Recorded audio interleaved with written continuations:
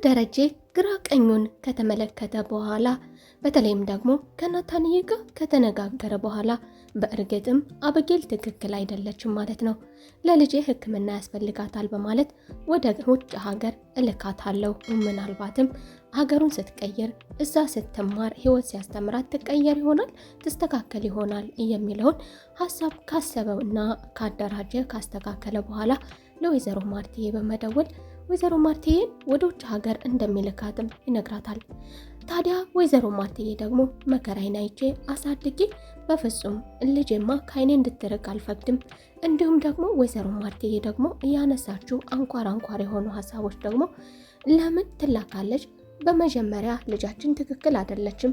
በልጇ ኃይለኝነትና በልጇ ባህሪ በሚገባ ታምናለች። ልጇ ትክክል እንዳልሆነች፣ እንደምታጠፋ፣ ጥሩ ባህሪ እንደሌላትና ከሰዎች ጋር አብራ መኖር እንደማትችል ታውቃለች። ታዲያ እኛ የወለድናት እያልቻልናትን እንዴት ለሰዎች አሳልፈን እንሰጣለን? እንዴት ሰዎች ይችሏታል? ልጄን አጣታለሁ በማለት ነበረ። አይሆንም፣ ከሷ ይልቅ ዳጣን ከቤት ማስወጣቱ ይቀላል። የሷ ምክንያት ለዚህ ለመሆን ምክንያቷ ዳጣ ናት የሚል ሀሳብን ማንስታ ነበር ወይዘሮ ማርትዬ። ሰላም ጤና ይስጥልኝ ውድና የተከበራችሁ የቻናል ቤተሰቦች እንደምን አላችሁ? ሁላችሁም በያላችሁበት የዓለም ዳርቻ ሰላማችሁ ብዝት ይበልልኝ። ለቤቴ አዲስ ከሆናችሁ የደወል ምልክቷን በመጫን ቤተሰብ ይሁኑ። እንዲሁም ቪዲዮውን ከየት ሀገር ሆናችሁ እንደምትከታተሉኝ ኮሜንት ላይ አስቀምጡልኝ እያልኩኝ ቀጣይ ክፍል ተወዳጁ ናታንዬና ዳጣ አንድ ላይ ተቀምጠው ታዲያ ሁለታቸው ያውቃሉ። ሁለታቸውም ከሰላምዬ ጋር ይነጋገራሉ። ከዚህ በፊትም አብረው ሲያወሩ ነበረ። ስለዚህ ሚስጥሩን ደብቀዋል፣ ጉድ አለባቸው በማለት ያፈነዳችው ነገር አበጌል ያፈነዳችው ነገር በእጅጉ ይሰቀጥጥ ነበር። ታዲያ ናታንዬ ደግሞ እንዴት በዚህ አባትሽን ትጠረጥሪዋለሽ ሲልም በመቀጠልም ደግሞ የዚህም ተጠያቂ ደግሞ አንተም ትኖርበታለህ። ከዚህ ቤት አንድም አንተ አንድም አባዬ ናችሁ። ሰላምዬ ደግሞ ከዚህ ውጭ ከየትም ልታመጣው አትችልም በማለት አበጌል እንግዲህ ጤንነቷ እስከሚያጠራጥራቸው ድረስ ቤቱን በአንድ እግሩ አቁመዋለች። ከዚህ በፊት ማመሰው ያለ ሆኖ ዛሬ ላይ ደግሞ የተናገረችው ነገር ደግሞ ናታንዬ ከአቶ ደረጀም ጋር ሆነ ከወይዘሮ ማርትዬ ጋር ሲነጋገሩ በፍጹም ይህንን ቃል አውጥቶ የተጣላንበት የተጋጨንበት ቃል አበጌል የተናገረችው ነገር የሚሰቀጥጥ ስለሆነ ይሄ ነው ለማለት ሁሉ ያሳፍር ነበረ። ታዲያ ወይዘሮ ማርትዬ ደግሞ የልጆቹ መጨቃጨቅ ምንድነው የሚለውን ለማየት ደግሞ ምንድነው በጧቱ ይህንን ያህል የሚያጨቃጭቃችሁ በማለት ወደ ነገሩ የገባችበት ቢሆንም ነገር ግን ይህ ነገር ለሰው ልጅ የሚነገር ባለመሆኑ በተለይ ደግሞ ለወይዘሮ ማርትዬ ይህ ነገር መሰማት እሷ ዘንድ መሰማት የሌለበት ነገር ስለሆነ ናታንዬ ታዲያ መጥታ ወይዘሮ ማርትዬ ስትጠይቀው ብድግ ብሎ መሄድን መርጧል። ታዲያ ናታንዬ ከአቶ ደረጀ ጋር መኪና ውስጥ ሰው በሌለበት ቦታ በመሄድ አበጌል ትክክል አትመስለኝም፣ ሕክምና ሳያስፈልጋት አይቀርም በማለት እየጎደላን ነገር እንዳለና በእርግጥ አበጌል ስማርት የሆነች ልጅና ጥሩ ማሰብ ጥሩ ነገር ማድረግ እንደምትችል ከተፈላሰፈች አእምሮዋን ለጥሩ ነገር ከተጠቀመችበት አእምሮዋ ጥሩ እንደሚሰራም ገልጾለት ታዲያ እያደረገች ያለችው ነገር በተለይም ደግሞ በአሁኑ ያደረገችው ነገር ሊነገር የማይችል ነገር በመሆኑ ሳይነግረው ብቻ ልጅቷ ሕክምና እንደሚያስፈልጋት ትክክል እንዳልሆነች አንዱን ከአንዱ የትኛውንም ከየትኛው ጋር ፍጹም የማይገናኘውን ነገር እያማታች ነው ሲልም ከአቶ ደረጀ ጋር ተነጋግሮ ነበር። ታዲያ አቶ ደረጀም ደግሞ ለመሆኑ ምን ብላህ ነው ምን ብትልህ ነው እንደዚህ የሆነው ቢለውም ነገሩን ሳይናገር ወርዷል። ቢሆንም ግን አቶ ደረጀ ምን ልትል እንደምትችል ስላወቀ ነበረ። ታዲያ ልጄ ወደ ውጭ ሀገር መሄድ ይኖርባታል፣ ስዊድን ጓደኞች ስላሉኝ ከዚያ እነሱ ጋር ተነጋግር ያለው ወደ እነሱ መላክ አለብኝ ያለው ይህንን ነገር ከተገነዘበ በኋላ ነበረ።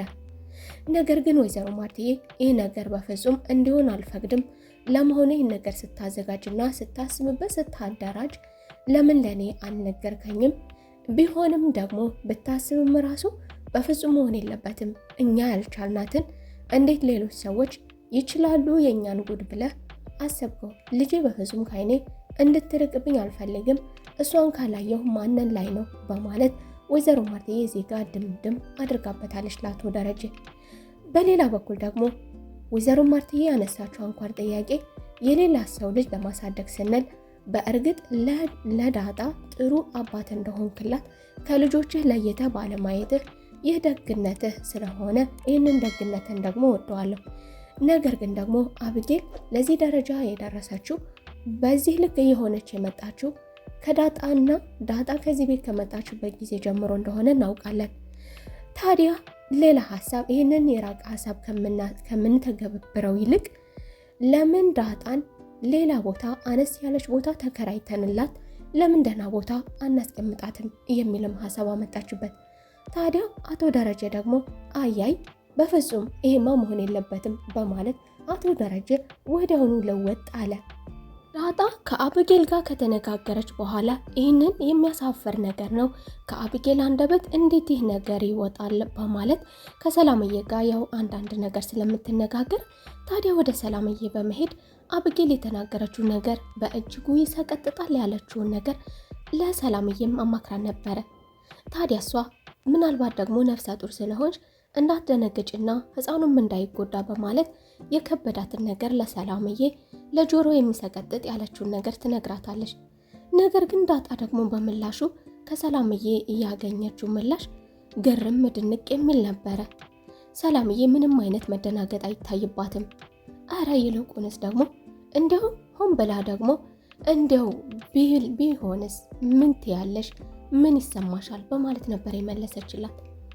ታዲያ ዳጣ ደግሞ ከዚህ በፊት አንዳንድ ነገሮች ላይ በሰላምዬ ጣልቃ ስትገባ ከዚህ በፊት ሞገስ ይህንን ነገር እንዳታደርግ መጠንቀቅ እንዳለባትም ነግሯን ነበረ። ሰላምዬ ለምን የልጇን አባት አታስተዋውቅም?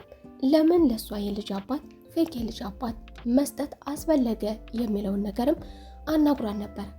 ታዲያ ዳጣም ደግሞ ያን ነገር ከመገናዘብ አሁንም ደግሞ ሰላምዬ ስትጨምርላት በእርግጥ ዳጣ ሰላምዬ እንድትናገር የልጇን አባት ምክንያቱም የልጅሽን አባት አለመናገርሽ ነው ይህንን ሁሉ ችግር እየፈጠረ ያለው በማለት ነበር ይህንን ለማስረዳት ምናልባትም እሺ ብትለኝ በማለት ነበረ ይህንን ነገር ሀሳብ ያነሳችሁ ለሰላምዬ።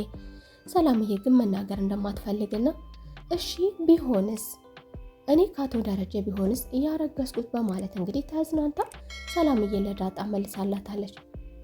ዳጣም እንግዲህ የሰማችውን ከዛም ከዚህም የሰማችውን ነገር በሁለቱም በኩል የሰማችውን አስደንጋጭ ነገር ተቀብላ ዝም ብላለች። በሌላ በኩል ደግሞ አብጌል ግብ የፈጠረችው ከዚህ በፊት ተጋጭታ አሳስራው የነበረው ልጅ በዋስ የተፈታ እናቱ አልቅሳ ለምና ካሳ ከፍላ ያስወጣችው ቢሆንም ነገር ግን ልጁ ደግሞ ወድጃታለሁ አፍቅሬያታለሁ በሚል ከአብጌል ስር እየጠፋ አይደለም። ታዲያ ዛሬም በድጋሚ ደግሞ ወንድ ልጅ ፈተና በሚፈታተንበት በማይችለው ነገር መታበት እየተፈታተነችው በመካከላቸው አንድ ላይ ሆነው እየተነጋገሩ አብጌልና ጓደኛዋ በብዙ ነገር በእርግጥ እሷ አይመቸኝም፣ ያስጠላኛል፣ አይመጥነኝም ብትል ግን በአንዳንድ ነገሮች በተንኮል ከዚህ በፊት ያንተ እንደሆን ይህንን አድርግልኝ እያለችው ስለነበር ለዚህ ደረጃ የደረሰው ልጁ። ታዲያ ዛሬ ላይ ደግሞ ሲነጋገሩ ናታንዬ በመንገድ ላይ አግኝቷቸው ለመሆኑ ከአጠገቧ እንዳትደርስ ተብሎ ማስጠንቀቂያ ተሰጥቷል ነበር እንዴ? ለምን ከአጠገቧ ደረስክ በማለት አናግሮን ነበረ። ነገር ግን እሱ ለመሆኑ ማነህ አንተ የሚለው ወንድ ልጅ እንግዲህ እሱ ነው ወይ እወደዋለሁ ይወደኛል የምትዩ? ሁለታቸውም በዛም በዚህም ግጭት ተፈጠረ። ታዲያ ናታንዬም ደግሞ አንድ ምላሽ ሰጥቶት አርፎ ይቀመጣል በማለት አንድ ምላሽ ሰጥቶት ሰንዝሮበት ወደ ቤቱ ቀጥ ብሎ ሄዷል። ይህን ነገር ደግሞ አብጌል እንደ ትልቅ ነገርና እንደ አፍቃሪነት ቢወደኝ ነው የተደባደበልኝ የሚል ትርጉም ሰጥተው በደስታ እየፈነደቀች ወደ ቤቷ ገብታለች። ይህን ነገር እንደ ትልቅ ድል ናታንዬ ከሱ ጋር የተደባደበው እንግዲህ ለእኔ መስዋዕት እየከፈለልኝ ነው፣ ወዶኝ ነው፣ ባይወደኝ ኖሮ እሱን አይደበድበውም ነበረ እያለች ወደ ቤቷ አምርታለች። ነገር ግን ይህ ነገር ስር እየሰደደ አብጌል ከቤቷም አልፎ ውጭም ድረስ ውጩንም ሁሉ እስከ ማወክም ደርሳለች ማለት ነው። በሌላ በኩል አቶ ደረጀ ከወይዘሮ ማርትዬ ጋር ሲነጋገሩ ልጃችንን ወደ ውጭ አገር ልከን መማር ይኖርባታል፣ መስተካከል ይኖርባታል፣ ለ1-2 ዓመት ብቻ ነው በማለት ያናገራ ቢሆንም ወይዘሮ ማርትዬ ግን በፍጹም ይህን አላደርግም፣ በእርግጥ ዳጣ ጥሩ ልጅ ናት፣ ተወዳጅ ናት፣ ምንም የሚወጣላ ልጅ አይደለችም፣ እሷን እናስወጣ፣ እሷን በቅርባችን ተከራይተን እናስቀምጣት ስትልም አቶ ደረጀ ደግሞ ሙሉ በሙሉ ሀሳቡን መቀየሩና የንግግሩ ልውጥ ማለት ለወይዘሮ ማርትዬ አሁንም ሌላ አንድ ትልቅ ሚስጥር የደበቃት ነገር እንዳለ ተገልጾላታል። ታዲያ ወይዘሮ ማርትዬም ደግሞ አልገባኝም፣ በተደጋጋሚ በዳጣ ጉዳይ ሳናገርህ ለምን ደርሰህ እንደዚህ ልውጥ እንደምትል አልገባኝም በማለት ወይዘሮ ማርትዬ አቶ ደረጀን ግጥም አድርጋ ይዛቸዋለች። አቶ ደረጀም እንግዲህ በወይዘሮ ማርትዬ ሀሳብ ተስማምቶ ልጁንም ዳጣንም ነገሩን የሚያውቀውን ነገሩን የሰራትን ስራ በውስጡ ይዞ ታዲያ በማርትዬ ሀሳብ ተስማምቶ ነገር ግን አንድ ቅድመ ሁኔታ አለኝ፣ ይህንን የምትቆሰቁሰውን ነገር ማቆም አለባት፣ ይህንን ነገር የማታደርግ ከሆነ እልካታለሁ በማለት ከወይዘሮ ማርትዬ ጋር ቃል ገብቶ እንግዲህ ተስማምተው አበጌልን መላኩ። ምክንያቱም አበጌልን ወደ ውጭም ሆነ ወደ የትም ብሎ የሚያስብ ከሆነ ይህ ነገር እየተፈጠረ ያለው በዳጣ ምክንያት ነው፣ ዳጣን እናስወጣ የሚል ሀሳብ ስላላት እንግዲህ አቶ ደረጀ ይህን ነገር ማድረግ ስለማይፈልግ ደግሞ በሀሳቧ ተስማምቷል ማለት ነው። ናታንዬ በሌላ በኩል ናታንዬ ከአበጌል ጋር ግብ እየፈጠሩ በመካከላቸው በገባበት ቅጽበት እንግዲህ የተፈጠረው ችግር ወደ ቤታቸው ድረስ መጥቷል። ታዲያ ከዚህ በፊት ዓይንህን ላፈር አልፈልግም እስከ ሆስፒታል ድረስ እስከ ፖሊስ ጣቢያ ድረስ ያደረሰችው ሰውዬ አሁን ላይ ደግሞ አቶ ደረጀ ከዚህ በፊት አጠገቧ እንዳይደርስ በማለት ቢያስጠነቅቀውም ዛሬ ላይ ደግሞ እቤታቸው ድረስ መጥቷል። አርጁን እንግዲህ ዛሬ ላይ ወደ ቤታቸው የመጣው ናታንዬን ፍለጋ ነው። ናታንዬ ከሰው የሚደርስ አይደለም፣ ጸባዬ ሸጋ ነው፣ የተረጋጋ ነው፣ ከማንም ምንም አይፈልግም። ነገር ግን በአበጌል ምክንያት ይህንን ነገር ማድረግ የለብህም በማለት አንድ ሀሳብ ለመጣበት ነገር ምላሽ በመስጠቱ እንግዲህ አበጌል ናታንንም ያልተጠበቀ ትልቅ ችግር ውስጥ ከተዋለች ማለት ነው።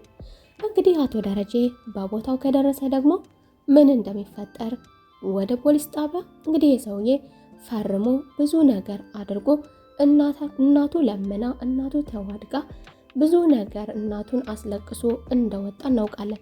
እንግዲህ ከወጣ ቀናቶች ሳይቆጠሩ ደግሞ ቤታቸው ድረስ ከልጅ አጠገብ እንዲደርስ አልፈልግም ሲል አቶ ደረጀ ዛሬ ላይ ደግሞ ቤታቸው ድረስ መጥቷል። እንግዲህ አቶ ደረጀ ደርሶ ችግሩን ይፈታው ይሆን ወይስ ደግሞ ከናታንዬ ጋር የማይሆን ግብግብና የማይሆን መዘዝ ውስጥ ደግሞ ያስገባው ይሆን እያለን የዛሬው ክፍል ይህንን ይመስል ነበረ። በቀጣይ ክፍል ተመልሰን እስከምንገናኝ መልካም ቆይታ